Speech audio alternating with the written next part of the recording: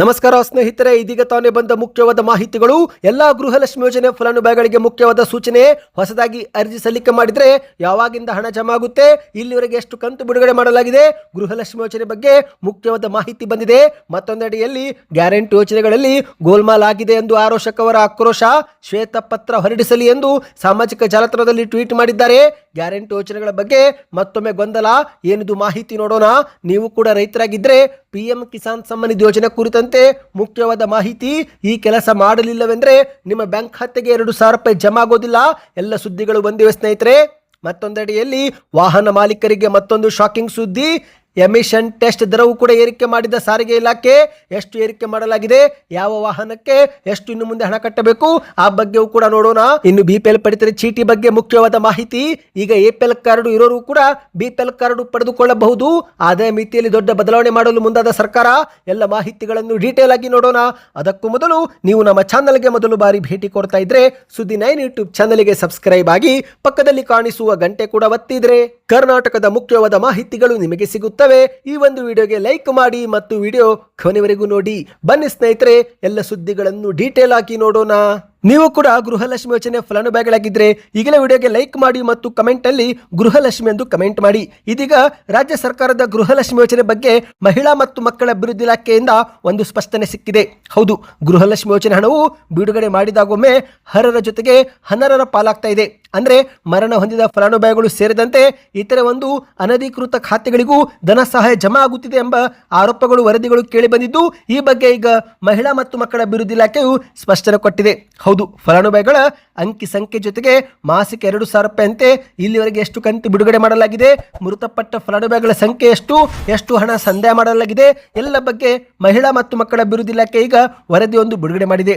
ಹೌದು ಸ್ನೇಹಿತರೆ, ಮಹಿಳಾ ಮತ್ತು ಮಕ್ಕಳ ಕಲ್ಯಾಣ ಇಲಾಖೆ ವರದಿಯ ಪ್ರಕಾರ ನೋಂದಣಿಯಾದ ಫಲಾನುಭವಿಗಳ ಪೈಕಿ ಇದುವರೆಗೆ 2,88,376 ಮಹಿಳೆಯರು ಮರಣ ಹೊಂದಿರುತ್ತಾರೆ ಎಂದು ಅಧಿಕೃತವಾದ ಮಾಹಿತಿ ಬಂದಿದೆ. ಇನ್ನು ಇದರಲ್ಲಿ 1,03,922 ಫಲಾನುಭವಿಗಳು ಮೃತ ಕುಟುಂಬದ ಯಜಮಾನಿ ಹೆಸರನ್ನು ತೆಗೆದುಹಾಕಿ ಮತ್ತೊಮ್ಮೆ ಹೊಸ ಅರ್ಜಿ ಹಾಕಿ ಮುಂದಿನ ಯಜಮಾನಿಯರು ಹಣವನ್ನು ಪಡೆದುಕೊಳ್ಳುತ್ತಿದ್ದಾರೆ ಎಂದು ಕೂಡ ಸರ್ಕಾರ ತಿಳಿಸಿದೆ. ಹೌದು ಸ್ನೇಹಿತರೆ, ನೀವೇನಾದರೂ ಇವತ್ತು ಹೊಸದಾಗಿ ಅರ್ಜಿ ಸಲ್ಲಿಕೆ ಮಾಡಿದರೆ ಇದೇ ಒಂದು ತಿಂಗಳಿನಿಂದ ನಿಮಗೆ 2,000 ರೂಪಾಯಿ ಜಮಾ ಆಗುತ್ತೆ. ಹೌದು, ಉದಾಹರಣೆ ಸ್ನೇಹಿತರೆ, ಆಗಸ್ಟ್ ಒಳಗೆ ನೀವೇನಾದರೂ ಅರ್ಜಿ ಹಾಕಿದರೆ ನಿಮಗೆ ಆಗಸ್ಟ್ ತಿಂಗಳ 2,000 ರೂಪಾಯಿ ಜಮಾ ಆಗುತ್ತೆ. ಆದರೆ ಈ ಒಂದು ಹಣ ನಿಮಗೆ ಮುಂದಿನ ತಿಂಗಳು ಜಮಾ ಆಗುತ್ತೆ. ಯಾಕಂದರೆ ಅರ್ಜಿ ಸಲ್ಲಿಕೆ ಮಾಡಿದ ಬಳಿಕ ನಿಮ್ಮ ಅರ್ಜಿಯನ್ನು ಪರಿಶೀಲನೆ ಮಾಡಲಾಗುತ್ತೆ. ಆಧಾರ್ ಕಾರ್ಡ್ ಲಿಂಕ್ ಆಗಿದೆಯಾ, BPL ಕಾರ್ಡ್ನಲ್ಲಿ ನಿಮ್ಮ ಹೆಸರು ಯಜಮಾನಿ ಎಂದು ನಮೂದಿಯಾಗಿದೆಯಾ, ಎಲ್ಲವೂ ಕೂಡ ಪರಿಶೀಲನೆ ತೆಗೆದುಕೊಳ್ಳಲು ಸಮಯ ತೆಗೆದುಕೊಳ್ಳುತ್ತೆ ಮತ್ತು ಮುಂದಿನ ತಿಂಗಳಿನಿಂದ ನಿಮಗೆ ಹಣ ಜಮಾ ಆಗುತ್ತೆ. ಅಂದ್ರೆ ಆಗಸ್ಟ್ ತಿಂಗಳ 2,000 ರೂಪಾಯಿ ಸೆಪ್ಟೆಂಬರ್ ತಿಂಗಳಲ್ಲಿ ನಿಮಗೆ ಜಮಾ ಆಗುತ್ತೆ ಸ್ನೇಹಿತರೆ. ಮತ್ತು ಈಗ ಮಹಿಳಾ ಮತ್ತು ಮಕ್ಕಳ ಕಲ್ಯಾಣ ಇಲಾಖೆಯ ವರದಿಯಲ್ಲಿ ನೋಡುವುದಾದ್ರೆ ಇದುವರೆಗೆ 1,30,00,000ಕ್ಕೂ ಅಧಿಕ ಫಲಾನುಭವಿಗಳು ನೋಂದಣಿ ಮಾಡಿಕೊಂಡಿದ್ದಾರಂತೆ. ಹೌದು, ಏಪ್ರಿಲ್ 2026 ಅಂತ್ಯದ ವೇಳೆಗೆ ಗೃಹಲಕ್ಷ್ಮಿ ಯೋಜನೆ ಫಲಾನುಭವಿಗಳ ಪಟ್ಟಿ 1,24,00,000ದಿಂದ 1,30,00,000 ತಲುಪಿದೆ ಎಂದು ಹೇಳಲಾಗಿದೆ. ಮತ್ತು ಸ್ನೇಹಿತರೆ, ಗೃಹಲಕ್ಷ್ಮಿ ಯೋಜನೆ ಎಷ್ಟು ಕಂತು ಬಿಡುಗಡೆ ಆಗಿದೆ ಎಂದು ವರದಿ ನೋಡುವುದಾದ್ರೆ ಇದುವರೆಗೆ 32 ಕಂತು ಬಿಡುಗಡೆ ಮಾಡಲಾಗಿದೆ ಅಂತೆ. ಹೌದು, ಜೂನ್ ತಿಂಗಳವರೆಗಿನ ಕಂತನ್ನು ಹಾಕಲಾಗಿದ್ದು ಜುಲೈ ಮತ್ತು ಆಗಸ್ಟ್ ತಿಂಗಳ ಕಂತು ಮಾತ್ರ ಬಾಕಿ ಇದೆ ಎಂದು ಸರ್ಕಾರ ವರದಿ ಬಿಡುಗಡೆ ಮಾಡಿದೆ. ನಿಮ್ಮ ಬ್ಯಾಂಕ್ ಖಾತೆಗೆ ಒಟ್ಟು 32 ಕಂತು ಜಮಾವಾಗಿದೆಯಾ, ಕಮೆಂಟ್ ಮಾಡಿ. ಹೌದು, ಯಾಕಂದ್ರೆ ಜುಲೈ ತಿಂಗಳಲ್ಲಿ 31ನೇ ಕಂತು ಹಾಕಲಾಗಿತ್ತು. ಆಗಸ್ಟ್ ತಿಂಗಳ ಪ್ರಾರಂಭದಲ್ಲಿ 32ನೇ ಕಂತು ಕೂಡ ಬಿಡುಗಡೆ ಮಾಡಲಾಗಿದೆ ಎಂದೇ ವರದಿಯಾಗಿದೆ. ಆದರೆ ಇನ್ನೂ ಕೂಡ ಹಲವರಿಗೆ ಈ ಒಂದು ಹಣ ಜಮಾ ಆಗಿಲ್ಲ, ಕೆಲವರಿಗೆ ಮಾತ್ರ ಜಮಾ ಆಗಿದೆ ಎಂದು ಹೇಳಲಾಗಿದೆ. ಈಗ ಸ್ನೇಹಿತರೆ, ಗ್ಯಾರಂಟಿ ಯೋಜನೆಗಳ ಬಗ್ಗೆ ಮತ್ತಷ್ಟು ಮಾಹಿತಿ ಬಂದಿದೆ, ಅದು ಕೂಡ ನೋಡೋಣ. ಅದಕ್ಕಿಂತ ಮೊದಲು ದಯವಿಟ್ಟು ಚಾನೆಲ್ಗೆ ನೀವು ಸಬ್ಸ್ಕ್ರೈಬ್ ಮಾಡಿ. ಹೌದು, ಗ್ಯಾರಂಟಿ ಯೋಜನೆಗಳಲ್ಲಿ ಗೋಲ್ಮಾಲ್ ಆಗಿದೆ ಎಂದು ಆರೋಷಕವರು ಸಾಮಾಜಿಕ ಜಾಲತಾಣದಲ್ಲಿ ಸುದೀರ್ಘವಾದ ಒಂದು ಟ್ವೀಟ್ ಮಾಡಿದ್ದಾರೆ. ಗ್ಯಾರಂಟಿ ಯೋಜನೆಗಳಲ್ಲಿ ಭಾರಿ ಗೋಲ್ಮಾಲ್ ನಡೆದಿದೆ.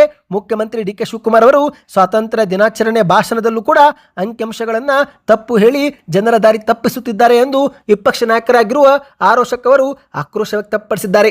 ಈಗ ನೀವು ಸ್ಕ್ರೀನ್ ಮೇಲೆ ಒಂದು ಟ್ವೀಟ್ ನೋಡ್ತಿರಬಹುದು ಸ್ನೇಹಿತರೆ. ಇದು ವಿಪಕ್ಷ ನಾಯಕರಾಗಿರುವ ಆರೋಷಕ್ ಅವರೇ ಮಾಡಿದ ಟ್ವೀಟ್ ಆಗಿದೆ. ಗ್ಯಾರಂಟಿ ಗೋಲ್ಮಾಲ್, ಸ್ವಾತಂತ್ರ್ಯ ದಿನಾಚರಣೆ ಭಾಷಣದಲ್ಲೂ ಅಪ್ಪಟ ಸುಳ್ಳು, 7 ಕೋಟಿ ಕನ್ನಡಿಗರಿಗೆ CM DK ಶಿವಕುಮಾರ್ ಮಾಡಿದ ಘೋರ ಅಪಮಾನ, ಸ್ವಾತಂತ್ರ್ಯ ದಿನಾಚರಣೆಯಂತಹ ಪವಿತ್ರ ವೇದಿಕೆಯಲ್ಲೂ ರಾಜ್ಯದ ಜನತೆಗೆ ತಪ್ಪು ಮಾಹಿತಿ ನೀಡಿ ಸುಳ್ಳು ಲೆಕ್ಕಗಳನ್ನು ನೀಡುವ ಮೂಲಕ DK ಶಿವಕುಮಾರ್ ಅವರು 7 ಕೋಟಿ ಕನ್ನಡಿಗರಿಗೆ ಘೋರ ಅಪಮಾನ ಮಾಡಿದ್ದಾರೆ.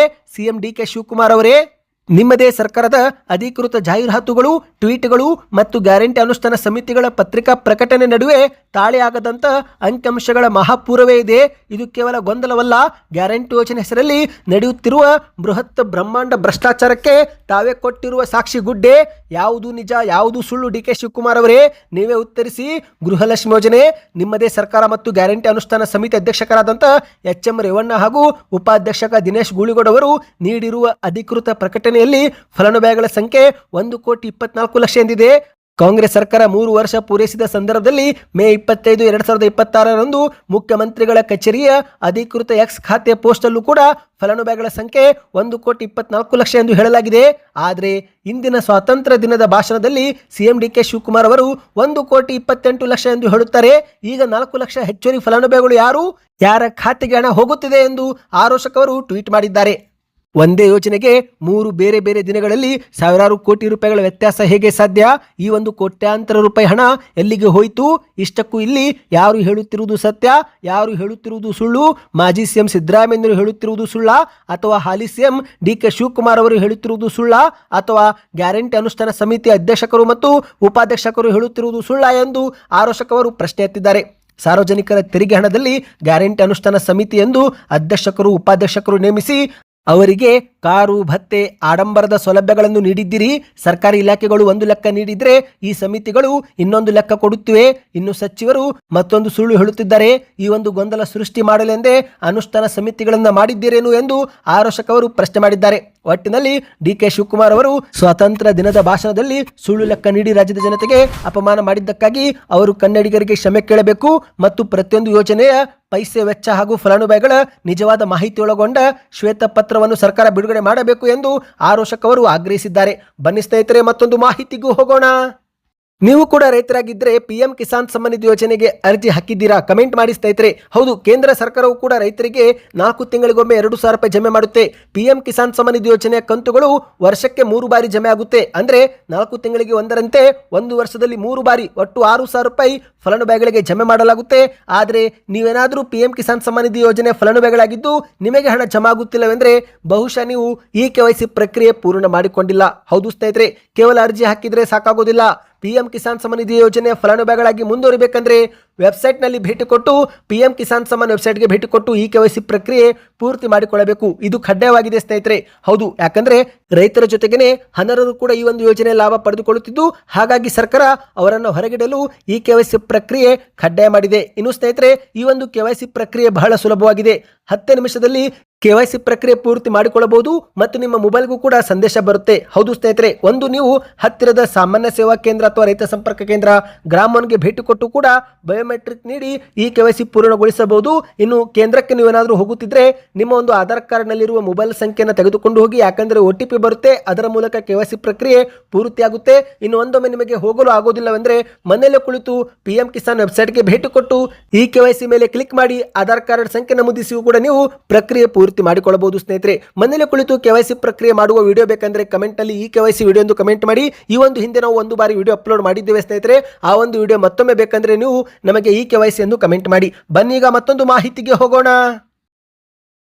ರಾಜ್ಯದ ಎಲ್ಲ ವಾಹನ ಮಾಲೀಕರಿಗೆ ಮತ್ತೊಂದು ಶಾಕಿಂಗ್ ಸುದ್ದಿ. ಇತ್ತೀಚೆಗಷ್ಟೇ ಬೆಂಗಳೂರಿನ ಜನತೆಗೆ ಮನೆ ಮುಂದೆ ವಾಹನ ಪಾರ್ಕ್ ಮಾಡಿದ್ರು ಕೂಡ ಇನ್ನು ಮುಂದೆ ಶುಲ್ಕ ಕಟ್ಟಬೇಕು ಎನ್ನುವ ಕುರಿತಂತೆ ನಿಯಮ ಜಾರಿಗೆ ತರುವುದಾಗಿ ಸುಳಿವು ಕೊಟ್ಟ ಸರ್ಕಾರ ಈಗ ಎಲ್ಲ ವಾಹನ ಸವಾರರಿಗೆ ಎಮಿಷನ್ ಟೆಸ್ಟ್ ದರವು ಕೂಡ ಏರಿಕೆ ಮಾಡಿ ಬಿಸಿ ಮುಟ್ಟಿಸಿದೆ. ಹೌದು, ಒಂದು ಕಡೆಯಲ್ಲಿ ಆರೋಶಕ್ ಅವರು ಸರ್ಕಾರದ ಹೊಸ ನಿಯಮಗಳಿಗೆ ಆಕ್ರೋಶ ವ್ಯಕ್ತಪಡಿಸುತ್ತಿದ್ದಾರೆ. ಕನ್ನಡಿಗರು ನಿರಂತರ ಬೆಲೆ ಏರಿಕೆಯ ಬಿಸಿ ತಟ್ಟಿಸಿಕೊಳ್ಳುತ್ತಿದ್ದಾರೆ. ಕಾಂಗ್ರೆಸ್ ಸರ್ಕಾರದಿಂದ ಜನರು ರೋಸಿ ಹೋಗಿದ್ದಾರೆ ಎಂದು ಆರೋಶಕ್ ಅವರು ಕಿಡಿಕಾರಿದ್ದು, ಇದೇ ಮಧ್ಯೆ ಈಗ PUCC ಶುಲ್ಕವನ್ನು ಕೂಡ ಸಾರಿಗೆ ಇಲಾಖೆ ದಿಢೀರನೆ ಹೆಚ್ಚಳ ಮಾಡಿದೆ. ಅಂದರೆ ಸ್ನೇಹಿತರೆ, ವಾಹನಗಳ ಹೊರಸೂಸುವಿಕೆ ಪರೀಕ್ಷಾ ಶುಲ್ಕ ಏನು PUCC ಇತ್ತು ಮೊದಲಿನಗಿಂತ ಈಗ ಮತ್ತಷ್ಟು ದುಬಾರಿ ಆಗಲಿದೆ. ಸದ್ಯ ಸರ್ಕಾರದ ಈ ಒಂದು ನಿರ್ಧಾರದಿಂದ ಸಾಮಾನ್ಯ ಜನರ ಮೇಲೆ ಮತ್ತಷ್ಟು ಹೆಚ್ಚುವರಿ ಆರ್ಥಿಕ ಹೊರೆ ಬೀಳಲಿದೆ. ಹೌದು ಗೆಳೆಯರೆ, ಇತ್ತೀಚಿನ ದಿನಗಳಲ್ಲಿ ಕಾಂಗ್ರೆಸ್ ಸರ್ಕಾರ ಹಾಲಿನ ದರ, ವಿದ್ಯುತ್ ಶುಲ್ಕ, ಬಸ್ ಟಿಕೆಟ್ ದರ, ಮೆಟ್ರೋ ಪ್ರಯಾಣ ದರ, ಮುದ್ರಾಂಕ, ಸ್ಟಾಂಪ್ ಡ್ಯೂಟಿ, ಆಸ್ತಿ ನೋಂದಣಿ ಸೇರಿದಂತೆ ಎಲ್ಲದರ ಬೆಲೆ ಹೆಚ್ಚಳ ಮಾಡಿದ್ದು, ಇದರಿಂದಲೇ ಸಾರ್ವಜನಿಕರು ಈಗಾಗಲೇ ತತ್ತರಿಸಿ ಹೋಗಿದ್ದಾರೆ. ಇಂತಹ ಸಮಯದಲ್ಲಿ ವಾಹನಗಳ ಮಾಲಿನ್ಯ ಪರೀಕ್ಷಾ ಶುಲ್ಕವೂ ಕೂಡ ಮತ್ತೆ ಹೆಚ್ಚಿಗೆ ಮಾಡಿದ್ದು ಗಾಯದ ಮೇಲೆ ಬಿಸಿ ನೀರು ಚೆಲ್ಲಿದಂತಾಗಿದೆ ಎಂದು ಆರೋಷಕವರು ಆಕ್ರೋಶ ವ್ಯಕ್ತಪಡಿಸುತ್ತಿದ್ದಾರೆ.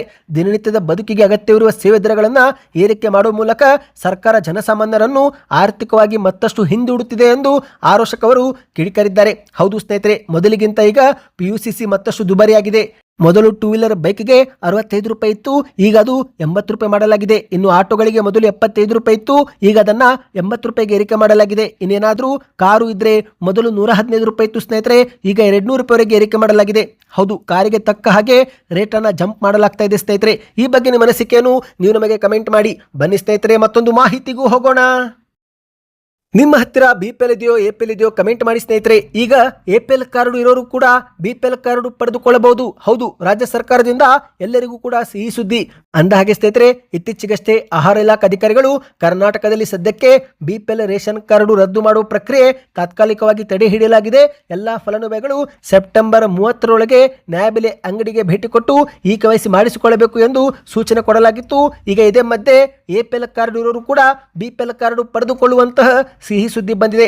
ಹೌದು ಸ್ನೇಹಿತರೆ, ಯಾಕಂದ್ರೆ BPL ಕಾರ್ಡ್ನ ಆದಾಯ ಮಿತಿ ಹೆಚ್ಚಳ ಮಾಡಲಾಗ್ತಾ ಇದೆ. ಈ ಮೂಲಕ APL ಕಾರ್ಡ್ ಇರೋರು ಕೂಡ BPL ಕಾರ್ಡ್ ವ್ಯಾಪ್ತಿಗೆ ಬರಲಿದ್ದಾರೆ. ಹೌದು, ಸದ್ಯದ ಪ್ರಕಾರ ಸ್ನೇಹಿತರೆ, BPL ಕಾರ್ಡ್ ಪಡೆದುಕೊಳ್ಳಬೇಕಂದ್ರೆ ವರ್ಷದ ಆದಾಯ ಮಿತಿ 1,20,000 ರೂಪಾಯಿ ಇದ್ದು, ಇದೀಗ ಆದಾಯ ಮಿತಿಯನ್ನು ವಿಸ್ತರಿಸಲು ಸರ್ಕಾರ ಮುಂದಾಗಿದೆ. BPL ಕಾರ್ಡ್ನ ಆದಾಯ ಮಿತಿಯನ್ನು 3 ಲಕ್ಷಕ್ಕೆ ಹೆಚ್ಚಿಗೆ ಮಾಡಲು ಸರ್ಕಾರ ಚಿಂತನೆ ಮಾಡ್ತಾ ಇದೆ. ಸ್ವತಃ ಆಹಾರ ಇಲಾಖೆ ಅಧಿಕಾರಿಗಳೇ ಈ ಬಗ್ಗೆ ಮಾಹಿತಿ ಕೊಟ್ಟಿದ್ದಾರೆ. ಈ ಮೂಲಕ ಸ್ನೇಹಿತರೆ, APL ಕಾರ್ಡ್ ಇರೋರು ಕೂಡ ಮತ್ತೆ BPL ಕಾರ್ಡ್ಗೆ ಅರ್ಜಿ ಹಾಕಬಹುದು. ನಿಮ್ಮದೇನಾದರೂ ಆದಾಯ 3 ಲಕ್ಷಕ್ಕಿಂತ ಕಡಿಮೆ ಇದ್ರೆ ಆಗ ನೀವು ನಿಮ್ಮ APL ಕಾರ್ಡ್ನಿಂದ BPL ಕಾರ್ಡ್ಗೆ ವರ್ಗಾವಣೆ ಮಾಡಿಕೊಳ್ಳಬಹುದು.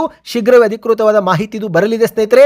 ಬಂದ ಕೂಡಲೇ ಯಾವ ರೀತಿ ಅರ್ಜಿ ಹಾಕಬೇಕು, ಏನೆಲ್ಲ ದಾಖಲೆಗಳು ಬೇಕಾಗುತ್ತೆ, ಎಲ್ಲ ಮಾಹಿತಿ ನಾವು ನಮ್ಮ ಚಾನಲ್ ಮೂಲಕ ನಿಮಗೆ ತಲುಪಿಸುತ್ತೇವೆ. ಈ ಮಾಹಿತಿಗಳು ನಿಮಗೆ ಇಷ್ಟವಾಗಿದ್ದರೆ ನಮ್ಮ ಚಾನಲ್ಗೆ ಸಬ್ಸ್ಕ್ರೈಬ್ ಮಾಡ್ಕೊಳ್ಳಿ. ಪ್ರತಿಯೊಬ್ಬರು ಕಮೆಂಟ್ ಮಾಡಿ ಸ್ನೇಹಿತರೆ, ಆದಷ್ಟು ವಿಡಿಯೋಗೆ ಲೈಕ್ ಮಾಡಿ.